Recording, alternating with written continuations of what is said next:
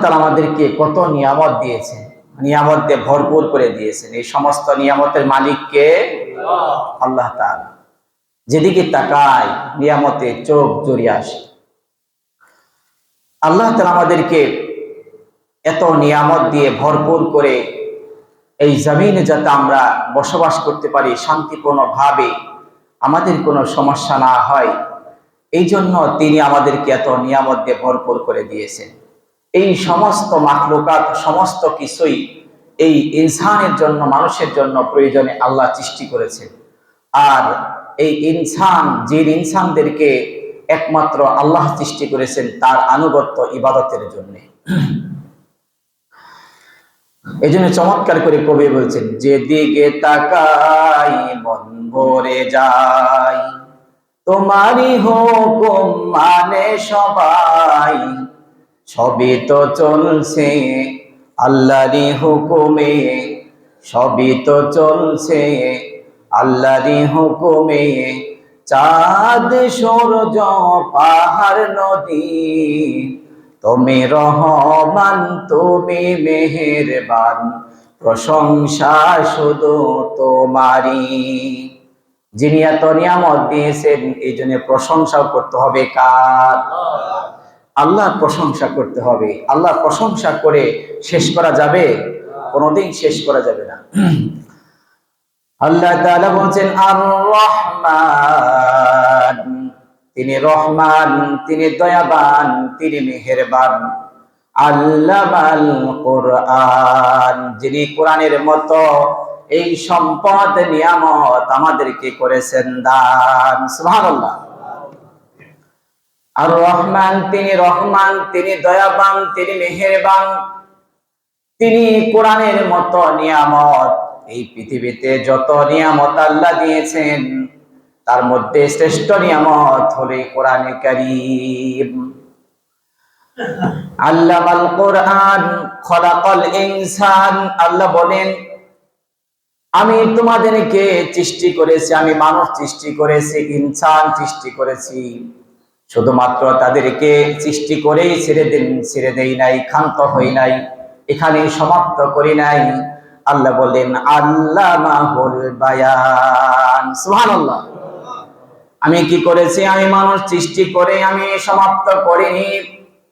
আমি মানুষদেরকে সৃষ্টি করে জমিনের মধ্যে শুধু ছেড়ে দেইনি।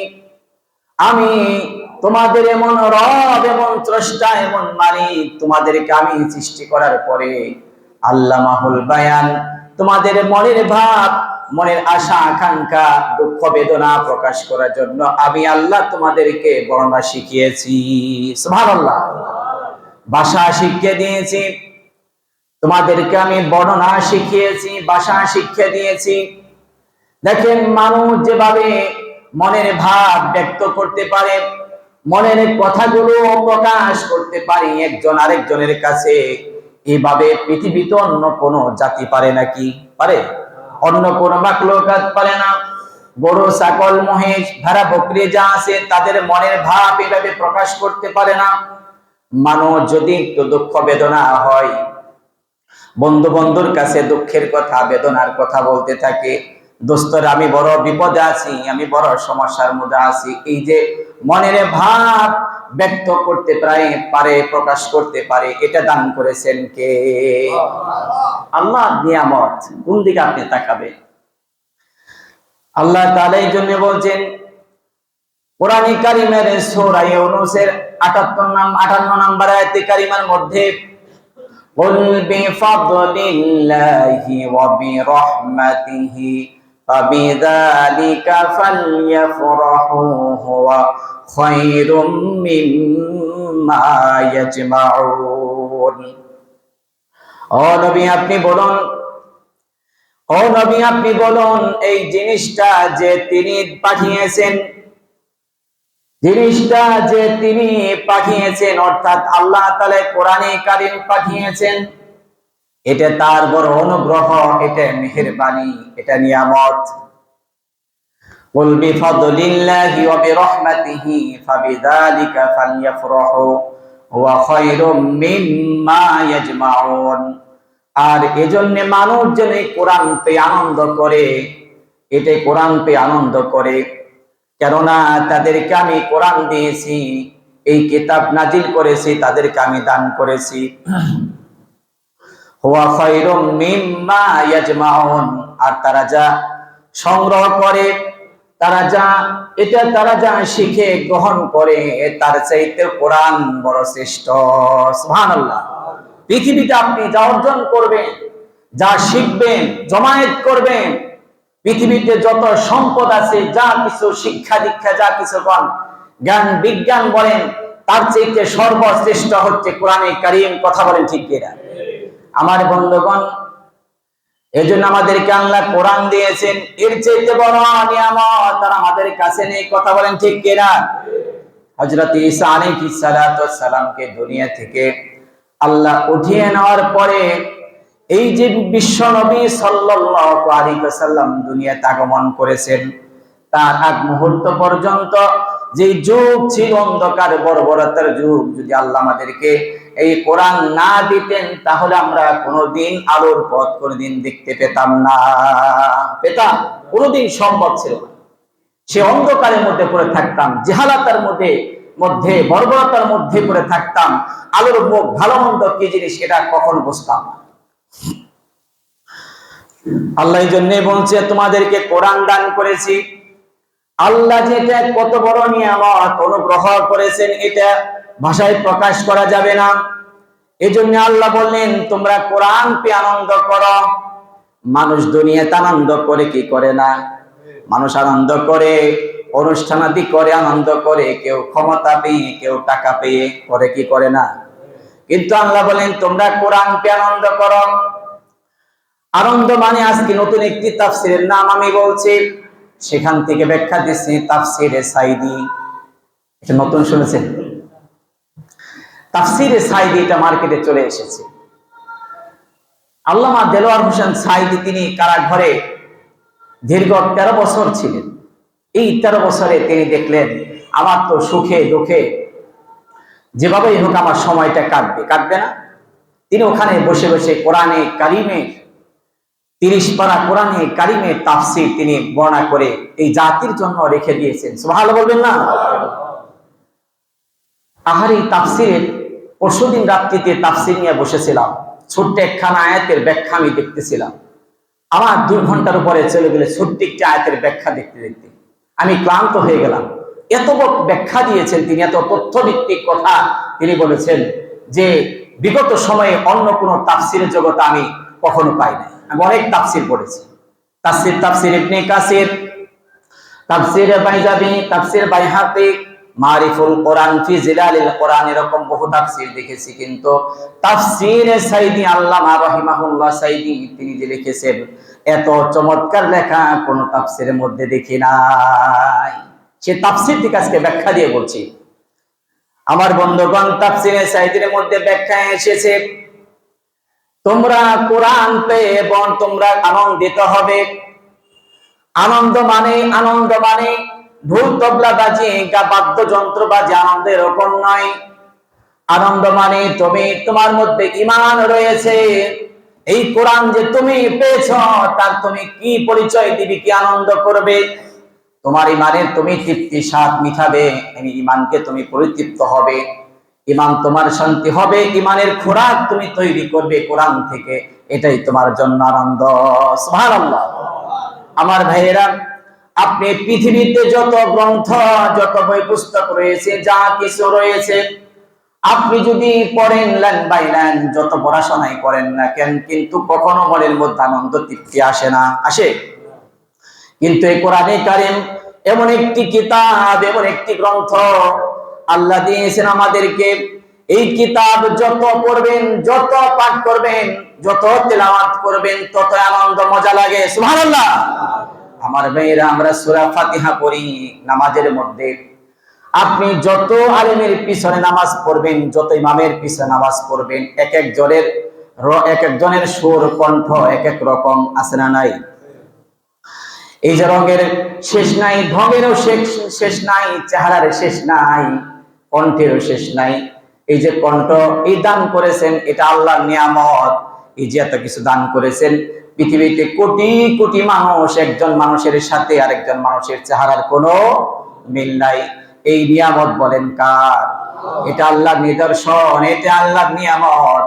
আল্লাহ এত পৃথিবীতে এত মানুষ তৈরি করেছেন, কিন্তু একজনের সাথে আরেকজনের চেহারার কোনো মিল নাই। আমার ভাইরা বলতেছিলাম, তাহলে আপনি যদি যত ইমামের পিছনে আপনি কোরআনে কারিমের তেলাওয়াত শুনবেন, দেখবেন এক একজনের কাছ থেকে এক এক রকম মজা পাওয়া যায়, যায় কি যায় না? এই কোরআনের মজা, কোরআনের স্বাদ কোনোদিন শেষ হবে না। কিয়ামত পর্যন্ত তেলাওয়াত শুনবে মানুষ, তেলাওয়াত করবে, কোনোদিন শেষ হবে না। আর কিয়ামতের ময়দানে যখন আমরা দাউদ আলাইহিস সালামের কণ্ঠে তেলাওয়াত শুনতে পারবো, তখন এর চাইতেও হাজার কোটি গুণ আমরা এটার স্বাদ পেয়ে যাব। বলেন সুবহানাল্লাহ। আমার ভেরা, সেই কোরআনে কারীম পেয়ে আল্লাহ বলছে তোমরা আনন্দ করো। কি করো? আনন্দ করো, আনন্দিত হও, উৎফুল্ল হও। কিন্তু আজকে মানুষ আনন্দ এখানে পায় না। আনন্দ পায় কোথায়? যদি 2-4টা টাকা হয় এবং কি ক্ষমতা হয়, তাহলে তার আনন্দ দেখে কে? কথা বলেন ঠিক কিনা? এবার আমার সাথে আসে কে? আমার ক্ষমতা দেখে কে? আমার টাকার সাথে কোলায় কে? কিন্তু আল্লাহ বলে না না গোলাম রে, তোমাকে আমি এত বড় সম্পদ দিয়েছি, নিয়ামত দিয়েছি, যে সম্পদ যার কাছে কোরআন আছে তার মতো বড় সম্পদ আর কেউ হতে পারে না। এই সম্পদ। তাহলে আমি আর একটু ব্যাখ্যায় যাই। আল্লাহ বলেন যারা কোরআন পেয়ে আনন্দ করবে, এই কোরআন পেয়ে আনন্দ যারা করবে, কোরআন পেয়ে যারা আনন্দিত হবে, তারা যদি রাষ্ট্রের দায়িত্ব পায়, তারা 4টা কাজ করবে। কয়টা কাজ? সূরা হজের 41 নম্বর আয়াত কোট করুন। আল্লাহ বলেন আল্লাযীনা ইম্মাক্কান্নাহুম ফিল আরদি আকামুস সালাতা ওয়া আতুজ যাকাতা ওয়া আমারু বিল মা'রুফি ওয়া নাহাউ আনিল মুনকার ওয়ালিল্লাহি আকিবাতুল উমুর। আল্লাহ বলেন যারা কোরআন আনন্দ করে, তারা যদি দায়িত্ব গ্রহণ করে, তারা যদি দায়িত্ব পায়, তারা জমিনের মধ্যে 4টা জিনিস প্রতিষ্ঠিত করতে চায়। 1 নাম্বার নামাজ কায়েম করতে চায়। কি করতে চায়? নামাজ কায়েম করতে চায়। এরপরে যাকাত ভিত্তিক রাষ্ট্র পরিচালনা করতে চায়। যত অন্যায় আছে, পাপাচার আছে, তা দূর করতে চায়। আর সমস্ত জায়গার মধ্যে ভালো ভালো কাজগুলোকে তারা প্রতিষ্ঠিত করতে চায়। আপনারা চান কি চান না? না, যারা আল কোরআন পেয়ে আনন্দিত হয়, যারা কোরআন পেয়ে আনন্দিত হয়, তারা নামাজ কায়েমের আন্দোলন করে, নামাজ কায়েমের সংগ্রাম করে, তারা নামাজ প্রতিষ্ঠিত করতে চায়। আমরাও চাই কি চাই না? আমরাও নামাজ কায়েম হোক এটা চাই, যাকাত কায়েম হোক, এই দেশ থেকে যত অন্যায় আছে, পাপাচার আছে, সব দূর হয়ে যাক, এটা আমরা চাই কি চাই না? যারা কোরআন আনন্দ করবে, আল্লাহ বললেন তারা দেশ থেকে অন্যায় পাপাচার দূর করে দেবে, দুর্নীতি দূর করে দেবে, তারা ধোঁকাবাজি প্রতারণা দূর করে দেবে, মদ জুয়া যা আছে অন্যায় পাপাচার সব, গুম খুন হত্যা সব দূর করে দিবে, জুলুম নির্যাতন সব বন্ধ করে দিবে। তারা এক আল্লাহর আনুগত্যের দিকে ধাবিত করবে। সুবহানাল্লাহ। আমার ভাইরা, এবং কি আল্লাহ তাআলা বলেন তারা কি করবে? তারা করবে সমাজের মধ্যে, দেশের মধ্যে ভালো ভালো কাজগুলো তারা প্রতিষ্ঠিত করে দিবে। আর যারা বেঈমান, যারা, তাদের কাজটাই হলো উল্টা। তারা যখন দায়িত্ব গ্রহণ করে, তারাই আনন্দ করা, কোরআনের কথা শুনলেই তাদের আগুন, গায়ের মধ্যে আগুন জ্বলে যায়। তারা এই দেশের মধ্যে, পৃথিবীতে এমন কোন জায়গা হয় না যেখানে দুর্নীতির আখড়া না বানায়। কথা বলেন ঠিক কিনা? তারা সুযোগ পেলেই দুর্নীতি করে। কিন্তু যারা ইমানদার, যারা কোরআনকে ভালোবাসে, কোরআনকে আনন্দিত হয়, তারা সৎ কাজ, ভালো কাজগুলো করে। আমার বন্ধুগণ, আমি সূরা আরাফ থেকে 2টি আয়াতে কারিমা তেলাওয়াত করেছি, 8 এবং 9 নম্বর আয়াত। আমি এখান থেকে কিছু কথা বলবো ইনশাআল্লাহ। সূরা আরাফের মধ্যে আল্লাহ তাআলা ৮ নম্বর আয়াতে কারিমার মধ্যে ঘোষণা করেছেন ওয়াল ওয়াজনু ইয়াউমা ইযিনিল হক ফামান সাকুলাত মাওয়াজিনুহু ফাউলাইকা হুমুল মুফলিহুন। সেদিন ওজন করা হবে যথাযথ সত্য, আর যার পাল্লা ভারী হয়ে যাবে সে সফলতা অর্জন করবে। সুবহানাল্লাহ বলেন। ওজন করা হবে সেদিন, মাপা হবে, বিচার করা হবে, ফাইসালা করা হবে। কোরআনে কারিমের এক একটা ওয়ার্ডের ১০০ পর্যন্ত অর্থ হয়। পৃথিবীতে এমন কোন ভাষা নাই যে কোরআনের মতো এত অর্থ হতে পারে। পৃথিবীতে একমাত্র ভাষা কোরআনে কারিমের ভাষা। কোরআনের শব্দগুলো এক একটা শব্দে হাজার হাজার অর্থ হয়। কিন্তু অন্য ইংরেজি বলেন, উর্দু, ফার্সি বলেন, যত হিন্দি বলেন, যত ভাষা আছে, একটা শব্দের ২-৪টা অর্থ এর বেশি পাওয়া যায় না। কিন্তু আরবি কোরআনে কারিমের এক একটা শব্দের মধ্যে আল্লাহ হাজার হাজার কথা লুকিয়ে রেখেছেন। সুবহানাল্লাহ বলবেন না? আমার বন্ধুগণ, আল্লাহ বলেন ওয়াল ওয়াজনু ইয়াউমা ইযিনিল হক। সেদিন ওজন করা হবে যথাযথভাবে, সেদিন সত্যটা ওজন করা হবে, ফাইসালা করা হবে, বিচার করা হবে। দুনিয়ার মতো জুলুম করা হবে না। ওখানে তো ফেরেশতারা কোনো ঘুষ খায়? ফেরেশতারা ঘুষ খায়? ওই দিনে আপনি কাউকে ঘুষ দিতে পারবেন না। এখন তো আদালত যখন দেখেন আপনি আমার বিপক্ষে রায়টা আসার সম্ভাবনা রয়েছে, অন্যায় তো আমি করেছি। কারণ সবচেয়ে বড় আদালত প্রত্যেকটা মানুষের ভিতর আল্লাহ দিয়ে দিয়েছেন ইনসাফ, যেটা বিবেক, যেটা আপনি ভালো করেন মন্দ করেন আপনার বিবেক বলে দেয় এটা ভালো কাজ, এটা মন্দ কাজ। কথা বলেন ঠিক কিনা? আপনার আদালত বলে আমি তো অন্যায় করেছি, এরপর আপনি উল্টা রায় পেতে চান, তখন বিচারককে টাকা দেয়, ঘুষ দেয়, কে দেয় না? ঘুষ দিয়ে তাকে বিচারটা উল্টো করে নিয়ে আসে। কিন্তু আল্লাহ বলেন ওয়াল ওয়াজনু ইয়াউমা ইযিনিল হক। সেদিন সত্য বিচার করা হবে, ওজন করা হবে। এর মধ্যে কোনো দুর্নীতি হবে না, বেইনসাফি হবে না, কোন রকম অন্যায় হবে না। সেদিন যথাযথ আপনি যা করেছেন আপনি তাই পাবেন, বিন্দু পরিমাণে দিক সেদিক হবে না। সুবহানাল্লাহ। আমার বন্ধুগণ, দুনিয়াতে তো অনেক কিছুই হয়, আর আল্লাহ বলেন সেদিন যথাযথ বিচার ফাইসালা হবে, ওজন হবে, রায় হবে, সিদ্ধান্ত হবে। ওই দিন যাদের নেকের পাল্লা ভারী হয়ে যাবে, ওজনে ভারী হয়ে যাবে, ইনসাফের পাল্লা যার ভারী হয়ে যাবে, বিচারের পাল্লা যার ভারী হয়ে যাবে, সে কিয়ামতের ময়দানে সফলতা অর্জন করবে। এর চেয়ে তার বড় সফলতা নেই। সুবহানাল্লাহ। আবার পরক্ষণে ৯ নম্বর আয়াতে কারিমার মধ্যে আল্লাহ বললেন ওমান খাফফাত মাওয়াজিনুহু ফাউলাইকাল্লাযীনা খাসিরু আনফুসাহুম বিমা কানু বিআয়াতিনা ইয়াজলিমুন। আল্লাহ বলেন ওই দিন যাদের পাল্লা হালকা হয়ে যাবে, যার ওজনের পাল্লা হালকা হয়ে যাবে, সে ক্ষতিগ্রস্ত হয়ে যাবে। আর এই ক্ষতির জন্য সে নিজেই দায়ী হয়ে যাবে। কেননা আমি আল্লাহ তাদেরকে যে কোরআন দিয়েছিলাম, কোরআনের উপরে জুলুমের মতো আচরণ করেছে।